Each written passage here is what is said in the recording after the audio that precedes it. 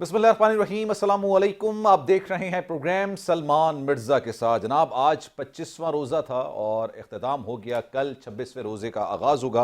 ये बात मैं आपसे इसलिए कर रहा हूँ क्योंकि पाकिस्तान में जब भी रमज़ान शरीफ आते हैं, ईद आती है और ईद के बाद एक तहरीक चलाने की बात हमेशा की जाती है।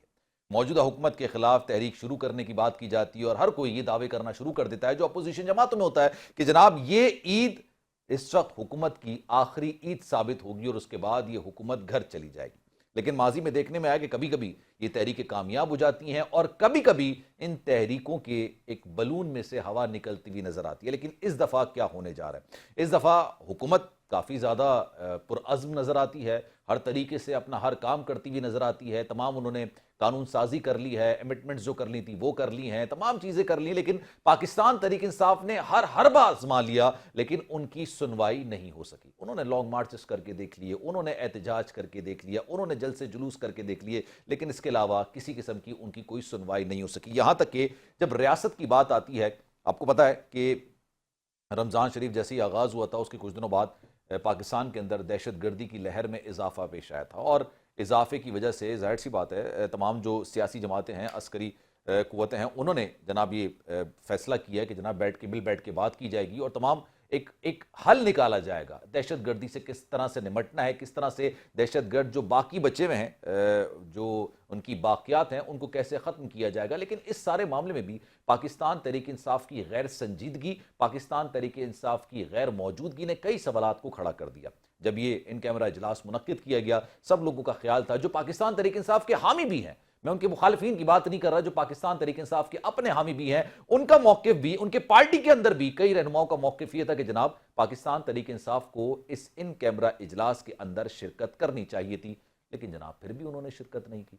अब ये उन्होंने एक ऐसा गैर मकबूल किस्म का फैसला किया, इससे भी उनकी सियासत में डेंट ही पड़ा है, उनकी सियासत में बेहतरी निकल कर सामने नहीं आई है। लेकिन अब कुछ गुफ्त शनीद होने की बात की जा रही है।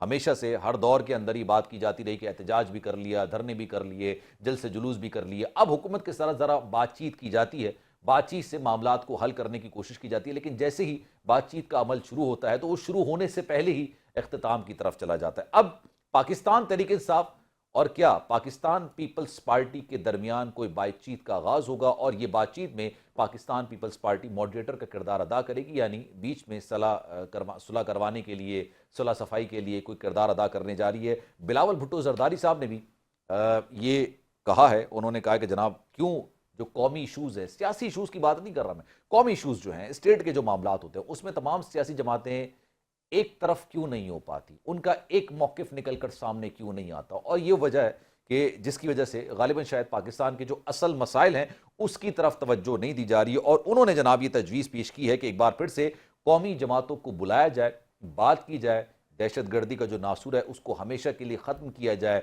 जिनसे जो बात करनी है उनसे बात किया जाए, हर एक को स्पेस दी जाए। अब क्या मौलाना फजल रहमान साहब, पाकिस्तान तहरीक इंसाफ की जो जमात है वो और पाकिस्तान पीपल्स पार्टी किसी किस्म का कोई ब्रेक थ्रू कर सकेंगे, नहीं कर सकेंगे, इस पर आज ज़रा बात करेंगे। और कल मैंने अपने शो के अंदर जो पूरा शो मैंने डिस्कस किया था कराची के एक अंधोनाक और अफसोसनाक किस्म के वाक़े पर, उस पर भी ज़रा बात करेंगे क्योंकि रज़ा हारून पहले मुत्तहदा कौमी मूवमेंट में थे पाकिस्तान के अंदर और अब पाकिस्तान पीपल्स पार्टी को ज्वाइन कर चुके हैं काफ़ी टाइम पहले। यानी वो उनका तस्करा करना इसलिए ज़रूरी है क्योंकि पाकिस्तान की ख़ास तौर पर कराची की सियासत से वो बखूबी वाकिफ़ हैं।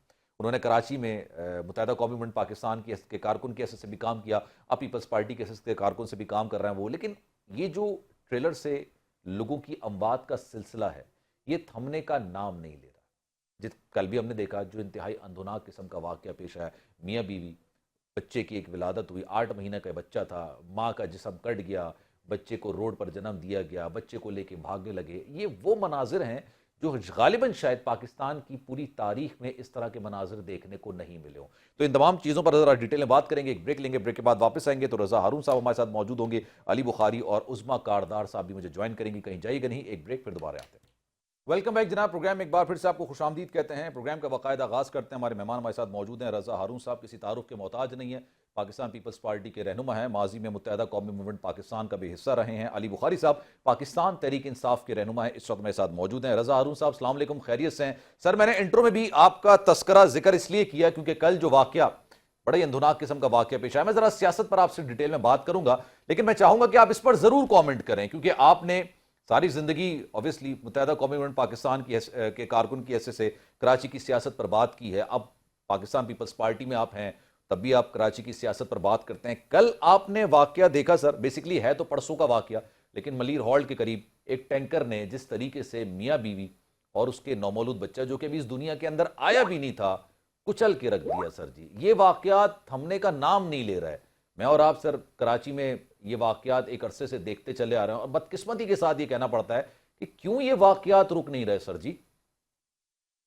ملٹیپل ایشوز ہیں، اور سب سے پہلے تو نہایت ہی افسوسناک ہے، نہایت ہی غم اور دکھ کی بات ہے کہ متواتر جو ہے وہ ڈمپر اور ٹینکرز کے ذریعے جو ہے سڑک پر اس طرح کی اموات ہو رہی ہیں، معصوم شہری جاں بحق ہو رہے ہیں. اور ملٹیپل ایشوز کے اندر پچھلے دنوں وزیر اعلیٰ ہاؤس میں ہی شرجیل میمن صاحب، فاروق ستار صاحب اور دیگر جو سیاسی زعما ہیں شہر کے، وہ بیٹھے تھے سر جوڑ کر، اور انہوں نے بہت ساری تجاویز پہ جو ہے وہ ایکشن لینے کا وہاں پلان بھی بنایا تھا، جس میں گاڑیوں کی فٹنس ہے، لائسنس کے اوپر بات ہوئی تھی، ٹریفک قوانین کی عمل درآمد کی بات ہوئی تھی، موٹر سائیکل سواروں کے حوالے سے بات ہوئی تھی جو سیفٹی کا رسک کا خیال نہیں رکھتے.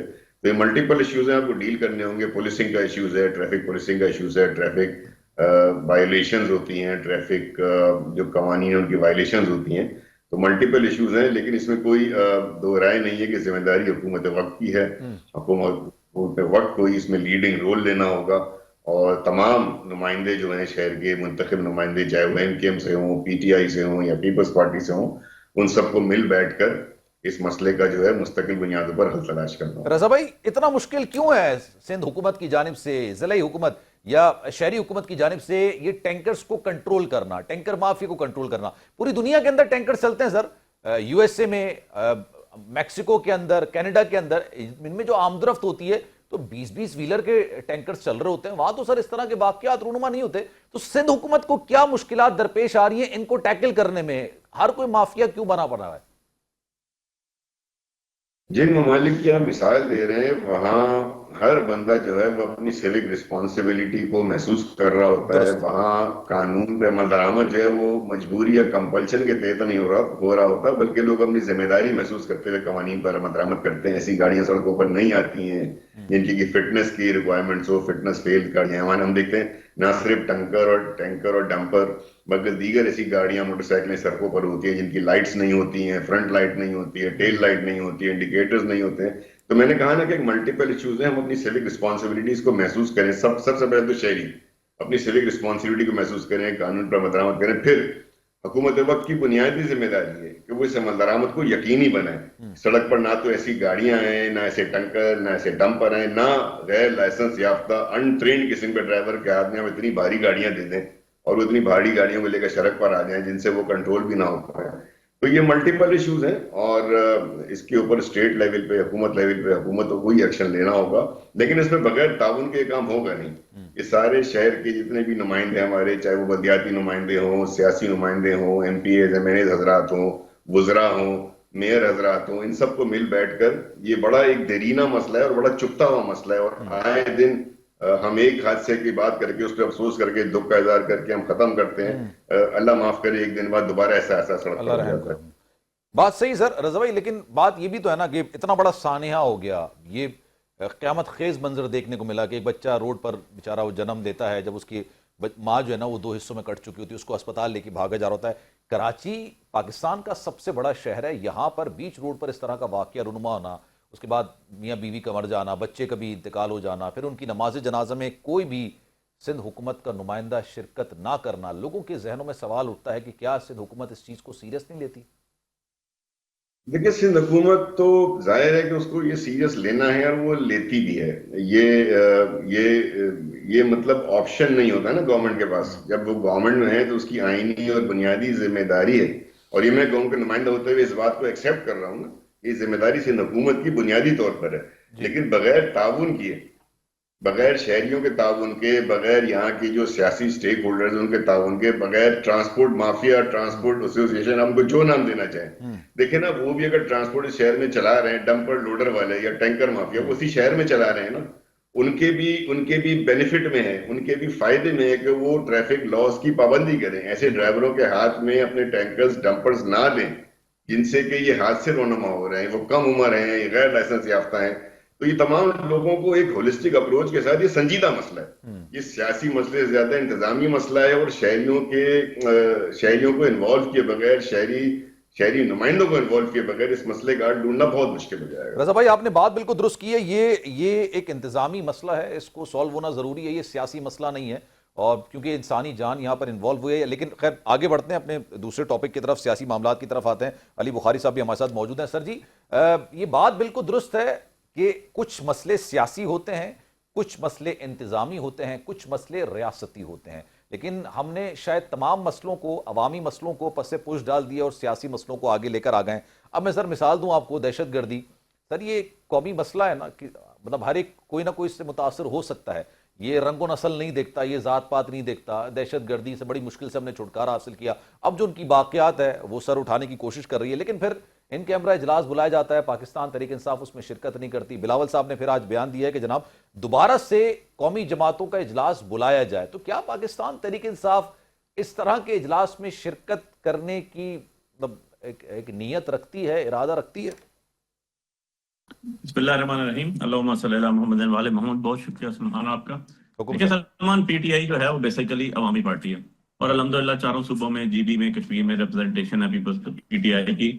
اور پاکستان تحریک انصاف وہ واحد پارٹی ہے اس ٹائم جو سارے پاکستان کے اندر سروائیو کرتی ہے. اس کا کھلا ثبوت ہے کہ آپ دیکھیں کہ 2024 کے الیکشن میں واحد پارٹی تھی جس نے 265 سیٹوں پہ ٹکٹ دیے، اور ایک ٹکٹ کے لیے 5 امیدوار موجود تھے، جبکہ اس کے بعد مسلم لیگ نون نے صرف 209 یا 208 سیٹوں تک دیے ٹکٹ. تو کہنے کا مقصد یہ ہے کہ ہم پاکستانی ہیں، ہمارا سٹیکس پاکستان میں ہے، ہمارا مرنا جینا پاکستان سے ہے. ہم چاہتے ہیں کہ پاکستان آگے جائے، ہم چاہتے ہیں کہ پاکستان ترقی کرے، اور یہ ترقی ممکن نہیں ہے سلمان جب تک آپ کا رول آف لا نہیں ہوگی. ابھی آپ نے ٹینکرز کی بات کی، اتنا بڑا انسیڈنٹ ہو گیا کراچی میں، آپ نے رضا ارون بھائی نے بھی بڑا تفصیلی اس کے اوپر بات کی. لیکن اگر اس کو کٹ شارٹ کروں نا میں، تو ایک جگہ آ کے رکتا ہے، چاہے وہ سیاسی مسائل ہے، چاہے وہ عسکریت پسندوں کا مسائل ہے، چاہے وہ انتظامی مسائل ہے. اس کا حل صرف ایک ہے، رول آف لا. جب رول آف لا آپ کا ایگزیکیوٹ ہو جاتا ہے، جب قانون سب کے لیے برابر ہو جاتا ہے، چھوٹے بڑے امیر غریب، ٹینکر ڈرائیور ہو یا کوئی لینڈ کروزر چلا رہا ہو، سب کے لیے قانون برابر ہو جائے گا اور اس کی ایگزیکیوشن سٹارٹ ہو جائے گی، تو یقین جانیں ہر چیزیں خود بخود درست سسٹم میں چلنا شروع ہو جائیں گی. فار ایگزامپل، ہم آپ بھی کے ہوں گے، میں بھی کیوں، باہر کی بھی ساری دنیا میں ہم نے دیکھا ہے، وہاں پر قانون کا ڈر ہے، وہاں پر سزاؤں کا ڈر ہے. وہاں پر کوئی، میں آپ کو بتاؤں، پاکستان میں ہمارا ریڈ سگنل پہ ہم گاڑی روکتے ہیں، کوئی شرعی مسئلہ تو نہیں ہے. یہ ہم نے ایک پیکٹ کیا ہوا ہے جو رول آف لا ہے، وہ بیسیکلی انڈر دا کانسٹیٹیوشن ہوتا ہے، اور کانسٹیٹیوشن جو ہے وہ ایک پیکٹ ہے between the citizens of the state اور اسٹیٹ کے درمیان. آپ نے ان کو سول رائٹس دینے ہیں اور قانون کا تابع کرنا ہے. ان کی لائف، ان کی پراپرٹی، ان کی ایسیٹس، ان سب کو سیکیور کرنا ہے، ان کی عزت چار دیواری کو سیکیور کرنا ہے، اور اس کے بعد آپ نے اس کے بعد قانون نافذ کرنا ہے. جو اس کو بریک کرے گا اس کو سزا ہونی ہے. ویسے میں اس کو تھوڑا اور پیچھے لے جاؤں گا، تو اس کا بیسک کانسیپٹ جو آیا ہے وہ تو آیا ہے ہمارے دین اسلام سے، اور وہ آیا ہے قصاص اینڈ دیت آرڈیننس ہم نے 1997 میں رکھا. وہ بیسس آف دی قصاص رکھا ہے، کیونکہ اللہ کہتا ہے کہ قصاص میں نے تمہارے لیے حیات رکھی ہے، تمہارے لیے زندگی رکھی ہے. جب قاتل کو سزا نہیں ملے گی، وہ دردناتا پھرے گا تو اور قتل کرے گا. تو اللہ نے اسی لیے کان کا بدلہ کان، ناک کا بدلہ ناک کا، جس کو ہم نے انٹرپریٹیشن کر کے لارڈ مکولے نے اسی کو نکالا اور اس کے اندر پنشمنٹ گرانٹ کی، جس کے اوپر پنشمنٹ کے تحت آپ چلتے ہیں، اور اس کے بعد آگے آپ چلتے جاتے ہیں کہ اس کی اتنی سزا ہوگی، اس کی اتنی سزا ہوگی، اس کی ہینگ سینٹینس ہوگی. اب آ جاتا ہے آپ کا دوسرا سوال جو آتا ہے اسپیسیفکلی آپ نے ہم سے کیا. دیکھیں سیریسنس ہر پارٹی کو شو کرنی چاہیے، ہر انڈیویجول کو شو کرنا چاہیے، کیونکہ دہشت گرد تو دہشت گرد ہے، نہ اس کی کوئی اور آئیڈینٹی نہیں ہے ایکسیپٹ کہ وہ دہشت گرد ہے. اس کا بندوق ہے، جو بندوق کی زبان سمجھتا ہے وہ بندوق کی زبان سمجھتا ہے. بٹ دا تھنگ از، کیا اس میں گورنمنٹ سنجیدہ تھی؟ کیا گورنمنٹ کو یہ پتا تھا کہ اس کے اندر جو ہے ہم بٹھا رہے ہیں اس کے اندر کیسے چیزیں امپوز کی جائیں گی؟ کیا ان کے پاس وے آف ایکشن تھا؟ کیا ان کے پاس کوئی یہ تو آپ جاتے تو آپ کو پتہ چلتا نا. نہیں تھی سلمان. میں اس پہ آ رہا ہوں نا، ایک چھوٹے سے چیز کروں. اس کی صرف ایک بات ہے کہ آپ کہتے ہیں پی ٹی آئی نے شمولیت دی، کہ ہمارا تو سیدھا سا سٹانس ہے نا، ہمارا لیڈر جیل میں ہے، ہم اس سے پوچھے بغیر کچھ نہیں کر سکتے. جیسے شہباز شریف وزیر اعظم تھا اور پی ڈی ایم کی گورنمنٹ تھی، اور ہر ایک ہفتے میں 2 چکر انہوں نے انگلینڈ لگائے نواز شریف سے پوچھنے کے لیے. کیوں؟ کیونکہ اس کے پابند تھے، وہ اس کو فالو کرتا تھا. بٹ انفارچونیٹ بات تنقید آپ لوگ اس وقت کرتے تھے، نون لیگ پر تنقید کرتے تھے. صرف میں ایک چیز دے بالکل آپ تنقید تو کرتے تھے نا. گورنمنٹ شو کروں نا. دیکھیں سلمان، برڈن آئے گا گورنمنٹ کے اوپر، اور گورنمنٹ کیا کہتی ہے؟ گورنمنٹ کا سابقہ 3 دفعہ کا پرائم منسٹر اور سٹنگ ایم این اے جیسے بھی بیٹھے ہوئے وہاں پر موجود نہیں تھے. گورنمنٹ کا انٹیریئر منسٹر وہاں موجود نہیں تھا، جس نے کہ کھڑے ہو کے کہا تھا سی ایم بلوچستان کے ساتھ کہ یہ تو ایک ایس ایچ او کی مار ہے۔ اب برڈن کس کی بات؟ برڈن آتا ہے آپ کے سب سے پہلے وزارت داخلہ کے اوپر، آپ کے جو سینئر لیڈرز ہیں ان کے اوپر، اور نمبر 3 وزارت خارجہ۔ میں یہاں پر بیٹھے ہوئے ہیں ہارون بھائی بھی پرانے پارلیمنٹیرین ہیں، دیکھیں آپ کے ملک میں اندرونی بہت زیادہ کردار ہوتا ہے، کسی کو بہت زیادہ برڈن ہوتا ہے تو وزارت داخلہ کے اوپر ہوتا ہے، اور بیرونی طور پر آپ کی وزارت خارجہ بہت امپورٹنٹ ہوتی ہے۔ پچھلے 1 سال میں مجھے وزارت خارجہ بتا دیں، منسٹر کی آفس، فورن آفس کی سٹیٹمنٹ دکھا دیں، اتنے بڑے واقعات ہوئے۔ آپ کا اس کے اندر بھی بیٹھا ہوا تھا آپ کا جو انہوں نے سلامتی کونسل کا اجلاس بلایا، اس کے اندر بھی ہمیں فورن منسٹر بٹھایا ہوا تھا، اس کی کوئی سٹیٹمنٹ آئی ہے؟ تو یہ تو non seriousness on the part of the government ہے، یہ تو non seriousness on the part of the Ali Bukhari صاحب ایک بات مجھے بتائیے، اگر آپ کے لیڈر یہ بات کہتے ہیں سر ان کیمرہ اجلاس چل رہا ہے دہشت گردی کے حوالے سے، علی بخاری صاحب دہشت گردی کے حوالے سے ان کیمرہ اجلاس چل رہا ہے، سر سنیں سوال تو سنیں نا، اگر خان صاحب یہ کہتے تھے نہیں جناب آپ نے دہشت گردی کے حوالے سے اپنا موقف نہیں دینا ہے تو سر آپ لوگ نہیں دیتے کیا؟ یہ تو سر یہ تو سیاسی ایشو ہے ہی نہیں نا، یہ تو معاملہ ہے۔ اچھا ملاقات کی جہاں تک بات تھی، شام میں ملاقات ہو گئی تھی کیسے سر؟ حل ہو سکتا ہے بغیر نیگوشیشن کے؟ دیکھیں نہیں سلمان، تھوڑا سا کنٹروورسیز آ رہی ہیں نا بیچ میں آپ کے کوشچن میں بھی نا، میں صرف اس میں یہ عرض کرتا چلوں کیا سیاسی چیزیں سیاسی لوگوں نے حل نہیں کرنی ہے؟ آپ کی آواز نہیں آ رہی سلمان؟ جی میں آپ کی بات سن رہا ہوں سر، میری آواز آ رہی ہے آپ کو؟ جی دیکھیں پولیٹیکل لوگوں نے ہی بیٹھ کے پولیٹیکل نیگوشیشن کرنی ہے، جی آ رہی ہے، آ رہی ہے، پولیٹیکل لوگوں نے ہی بیٹھ کے بات کرنی ہے نا، ہمارے پاس بندوق توپ تو نہیں ہے، لیکن آپ کے ڈیسیجنز جو ہیں وہ تو آپ نے بٹھانا ہے، آپ نے جو کنسرن سٹیک ہولڈرز ہیں ان کو بٹھانا ہے۔ مجھے یہ بتا دیں جن حلقوں کے اندر دہشت گردی ہو رہی ہے ان میں سے کوئی ایک ریپرزنٹیشن تھی نیشنل اسمبلی یا پروونشل اسمبلی کی سلامتی کونسل کے اجلاس میں؟ جواب آئے گا نہیں۔ آپ کے اختر مینگل اور آپ کے محمود خان اچھے جو صوبے کے جہاں پر اتنا بڑا ایشو ہوا، ٹرین حادثہ ہوا، بیچ میں تھے نہیں تھے؟ تو یار ان کو اکٹھا کرنا کس کا کام ہے؟ ان کو اکٹھا کرنا پریورٹی جو ہے شولڈر سر یہ سارے شکوے آپ کے بجا ہوتے اس وقت جب آپ شرکت کرتے سر جی، دیکھیں اگر آپ نے شرکت ہی نہیں کی تو سر پھر یہ شکوے بجا نہیں ہے نا۔ ڈیل کرتی تھی، دیکھیں ہماری شرکت کرنا سیکنڈ پریورٹی آتی ہے، ہمیں شمولیت کرانے کے لیے ہمارے پاس آنا گورنمنٹ کی پاسبلٹیز ہے، گورنمنٹ کی رسپانسبلٹی ہے، گورنمنٹ کی obligation ہے، وہ ہمیں بتاتے ہیں۔ گورنمنٹ ایک جلسہ آگے کرنے کے لیے، میرا بڑا سمپل سا کوشچن ہے، ایک جلسہ آگے کرنے کے لیے سلمان گورنمنٹ صبح 7 بجے خان صاحب سے ملاقات کرا دیتی ہے، سواتی صاحب سے کہ ایک جلسہ آگے کرنا، سپریم کورٹ آف پاکستان قاضی تو سر جی وہ تو میں نے پہلے بھی کہا ہے کہ اگر ملاقات ہو جاتی تو اس پہ کوئی ممانعت نہیں ہوتی، وہ ہو جاتی سر، جب بھی نون لیگ کی نمائندگی ہوتی ہے نا میں بات کرتا ہوں۔ اچھا علی بخاری صاحب سر کیونکہ مجھے بریک بھی لینا، میں رضا ہارون صاحب کو ذرا ایک شامل گفتگو کرتا ہوں کیونکہ رضا صاحب نے کراچی کے ایشو پر بات کی، ذرا سیاسی معاملات پر بھی ان کا ٹیک لے لیتے پھر بریک پہ بھی جانا ہے۔ رضا صاحب بلاول بھٹو زرداری صاحب چاہ رہے ہیں کہ تمام لوگ جو ہے نا وہ ایک بار پھر سے سیاسی جماعتوں کی نمائندگان ایک ساتھ بیٹھیں، مل کر بات کریں، سیاسی مسئلے کا حل نکالیں۔ سر یہ بات سننے میں اچھی لگ رہی ہے، پریکٹیکلی پاسبل ہے آپ کو لگ رہا ہے آج کل کے حالات کو دیکھتے ہوئے؟ سلمان بھائی دیکھیں جب یہ دہشت گردی کا واقعہ ہوا اس کے بعد ظاہر ہے کہ پوری قوم، پورا ملک جو ہے وہ غمزدہ بھی تھا اور غصے میں بھی تھا، سب نے اس کی مذمت بھی کی۔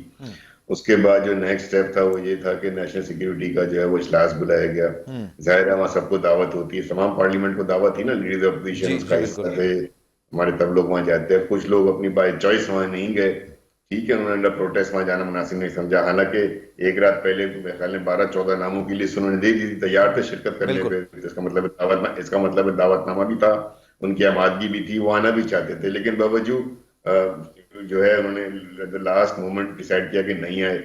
اب سوال یہ پیدا ہوتا ہے کہ کیا اب جو ہم یہ بلاول بھٹو صاحب بات کر رہے ہیں، کیا یہ پاکستان میں اس وقت ہماری ضرورت نہیں ہے کہ ہم دہشت گردی کے سامنے سیسا پلائی ہوئی دیوار بن کے ایک قوم، متحد قوم کا تصور پیش کریں؟ کیا ہم وہ تصور پیش کرنے میں کامیاب ہوئے؟ نیشنل سیکیورٹی کی میٹنگ میں نہیں ہو سکے اس لیے کہ چند جماعتوں نے اس میں حصہ نہیں لیا۔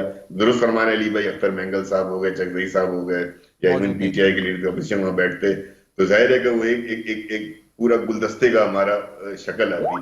لیکن اب اگر یہ کوشش دوبارہ ہو رہی ہے اور اس کمی کو، چلے میں مانتا ہوں یہ کمی تھی، میں نے یہ آرگیومنٹ بھی مان لیا، اب اگر بلاول بھٹو صاحب اپنے طور پہ کوشش کر رہے ہیں اس بات کو سمجھتے ہوئے کہ اگر ہم یہ تفریق رکھیں گے نا علی بھائی، سلمان بھائی، تو دشمن جو ہے یا دہشت گرد جو ہے وہ تو بہت خوش ہوگا، وہ تو چاہتا یہی ہے کہ جب وہ دہشت گردی کارروائیاں کرے تو بجائے اس کے کہ قوم متحد ہو، قوم تقسیم نظر آئے، نہ صرف قوم دیگر ایشوز میں تقسیم نظر آئے بلکہ ہماری سیاسی قیادت تقسیم نظر آئے، تو اس سے تو اس کی بڑی حوصلہ افزائی ہوگی، obviously وہ تو بڑا خوش ہو رہا ہوگا.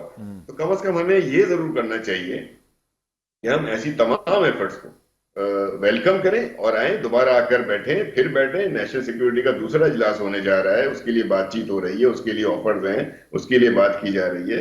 میں نہیں سمجھتا کہ پی ٹی آئی کے دوست جو ہیں ان کو کوئی اعتراض ہونا چاہیے، یا چکزئی صاحب کو، اختر مینگل صاحب کو ایک موقع دوبارہ مل رہا، آ کر بیٹھے. کم از کم دہشت گردوں کو تو یہ میسج دے دینا کہ یار آپ لوگ جو ہے وہ ہم جب جتنی دہشت گردی کارروائیاں کر لیں گے ہمارا ریزالو اتنا سخت اور مستحکم ہوتا چلا جائے گا. پھر جہاں تک بات ہوئی اس اجلاس میں بیٹھنے کی، علی امین گنڈا پور صاحب بیٹھے ہوئے تھے نا اس وہ اجلاس میں، بالکل صوبے کی اسی نمائندگی APK کر رہے سے بیٹھے تھے، بالکل. آگے گورنر بیٹھے ہوئے تھے، گورنر نمائندگی کر رہے تھے، اور لوگ بھی ہوتے، اچھی بات ہوتی، یہ اچھی بات ہوتی، لیکن بہرحال نمائندگی تھی، اس اعلامیے میں ان کا بھی حصہ تھا. تو کیوں نہ ہم مل کر اپنے تمام سیاسی اختلافات کو پس پش ڈال کر، اپنے ذاتی انٹرسٹ کو پس پش ڈال کر، اپنے پولیٹیکل پارٹی کے نیریٹوز کو پس پش، اپنی تکالیف کو، اپنی پریشانیوں کو، جو ہم سے زیادتیاں بھی اگر ہو گئی ہم سمجھتے ہیں، تو کم از کم اس موقع پہ جب ہمیں اتحاد کا مظاہرہ کرنا ہے، ہم ایک جگہ بیٹھ جائیں. ایک ایشو پہ تو بیٹھ سکتے ہیں نا، دہشت گردی میں تو کوئی کوشچن نہیں ہے. کہیں ہم ایسا تو نہیں ہے کہ ہم یہ کہہ رہے ہیں کہ ہم بی ایل اے کو سپورٹ کرتے ہیں، نہ بیٹھ کے ہم بی ایل اے کو سپورٹ کر رہے ہیں، یہ تو تحریک انصاف نہیں کہہ رہی نا. تو یہ اشارہ دانستہ نادانستہ طور پہ بھی ہمیں نہیں دینا چاہیے. بالکل سر، مجھے ایک بریک لینا ہے، بریک کے بعد واپس آئیں گے. تو ذرا میں علی بخاری صاحب سے یہ سوال کروں گا کہ سر جی، جب بھی قومی ایشو کا معاملہ آتا ہے، جیسے فلسطین کے حوالے سے آل پارٹیز کانفرنس بلائی گئی تھی، اس میں بھی آپ نے شرکت نہیں کی. اب جو ان کیمرہ اجلاس ہے اس میں بھی آپ نے شرکت نہیں کی. خیر ابھی دوبارہ ایک اجلاس بلایا جا رہا ہے. آپ کے مخالفین یہ بھی الزام عائد کرتے ہیں کہ جب بھی کوئی قومی ایشو کا معاملہ ڈسکشن پہ آتا ہے تو آپ اس وقت کوئی نہ کوئی شرائط رکھ دیتے ہیں. یہ وہ موقع نہیں ہوتا شرائط رکھنے کا، اور اس شرائط سے خود پاکستان تحریک انصاف کی اپنی سیاست کو کافی زیادہ ڈینٹ لگتا ہے. مینٹینر رہے ہیں، ساتھ ساتھ آپ نے ایک طویل عرصے سیاست کی ہے، 2 بڑی سیاسی جماعتوں کا آپ حصہ رہے ہیں. ایک ایسے وقت کے اندر جب ایک سیاسی ایشو نہیں بلکہ ایک قومی ایشو کی بات کی جا رہی ہو، جو ریاست کے لیے مشکلات پیدا کر رہے ہوں، ریاست کے معاملات کو ڈسکس کرنا ہو، ریاستی ایشوز کے معاملات کو ڈسکس کرنا ہو، ایسے موقع پر سیاسی مطالبہ رکھنا یہ کسی حد تک جائز ہے یا ناجائز ہے؟ بالکل ایسے آتے ہیں سلمان کے کچھ موقع ایسے آ جاتے ہیں قوموں کے اوپر، جیسے اے پی ایس کا واقعہ یاد کریں. بالکل بالکل خان صاحب کا دھرنا جاری تھا، انہوں نے دھرنا ختم کر دیا، انہوں نے قومی ایشو کو پرائرٹی دی نا. طریقے سے اور جتنے سیاستدان تھے جو اس وقت ٹیبل پہ نہیں بیٹھتے تھے گورنمنٹ کے ساتھ، سب آ کے بیٹھ گئے اور انہوں نے بیٹھ کر نیشنل ایکشن پلان بنایا.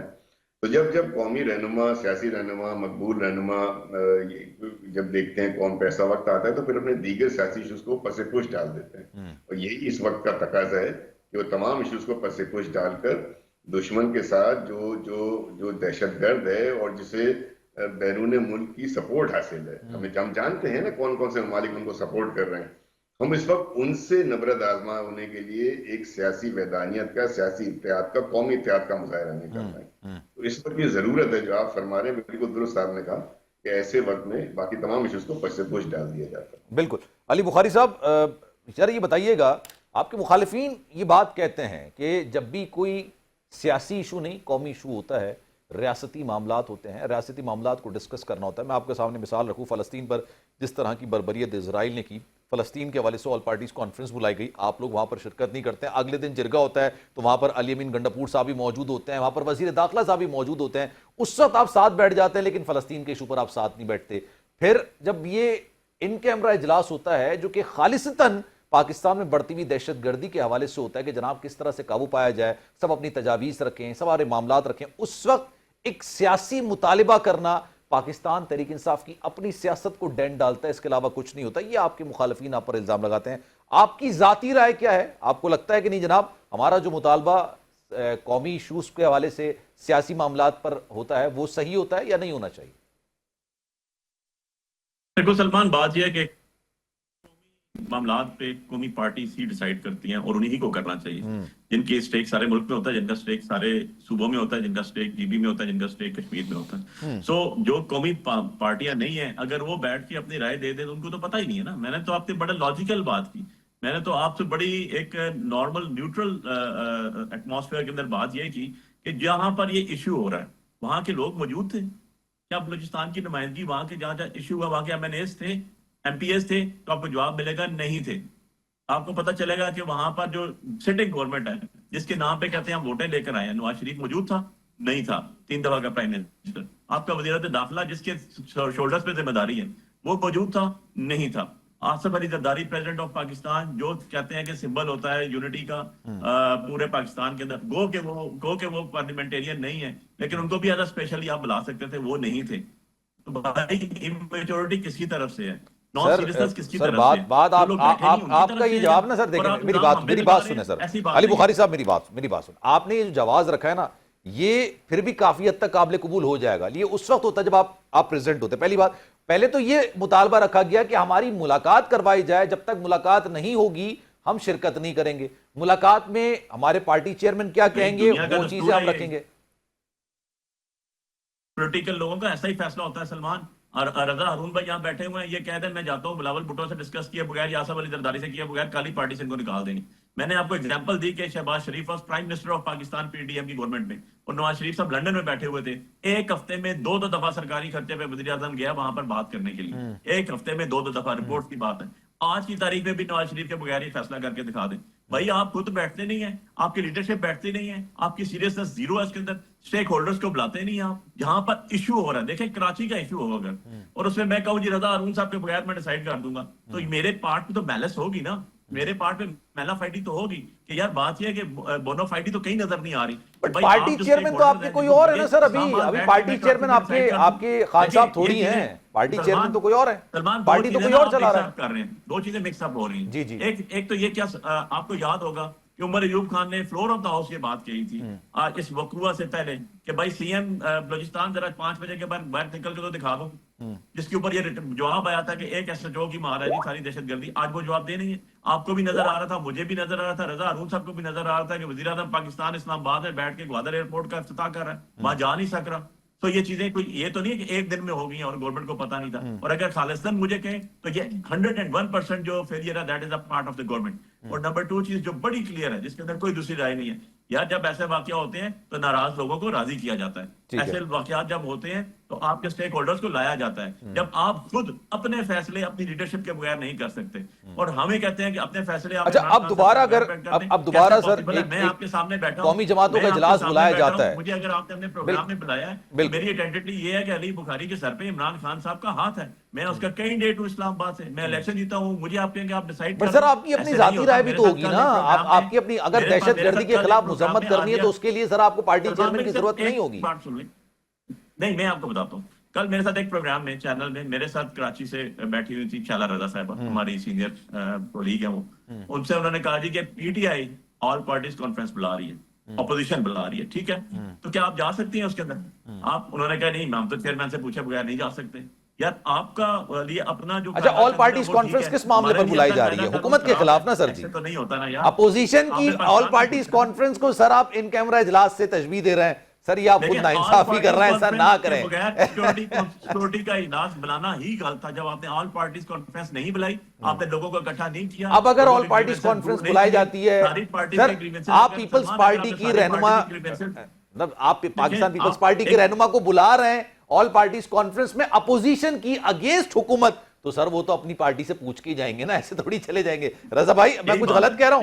मैं रजा भाई से पूछ रहा हूं, रजा भाई आ रहा है नहीं आ रहा आप लोगों की पार्टी, पूछ लेता हूं सर। अगर अपोजिशन का कोई इजलास होता है, मौलाना साहब है, पीटीआई, यही दो बड़ी जमातें अपोजिशन की, पीपल्स पार्टी जाएगी। अच्छा पीपल्स पार्टी तो मेडिएटर का काम करती रहती है ना सर जी, कि किसी ना किसी तरीके से सलाह मशवरा कर लिया, सुलह सफाई करवा ली, करेंगे पीपल्स पार्टी? अब नहीं, ये तो डिपेंड करता है ना कि इनका इजलास का एजेंडा क्या है। वो एजेंडा सामने आएगा तो लीडरशिप डिसाइड करेगी ना, एजेंडे के ऊपर डिसाइड होता है कि एजेंडा अगर कौमी नौयत का होगा तो मेरा नहीं ख्याल कि पीपल्स पार्टी की लीडरशिप को कोई इतराज होगा। बहरहाल फैसला एजेंडा देख के किया जाता है। देखिए जहां अली भाई ने कहा ना कि देखिए आसिफ जरदारी साहब नहीं आए, उनके साहबजादे पार्टी के चेयरमैन है, हाईएस्ट पोजीशन होल्डर है पार्टी के अंदर, वो वहां मौजूद थे।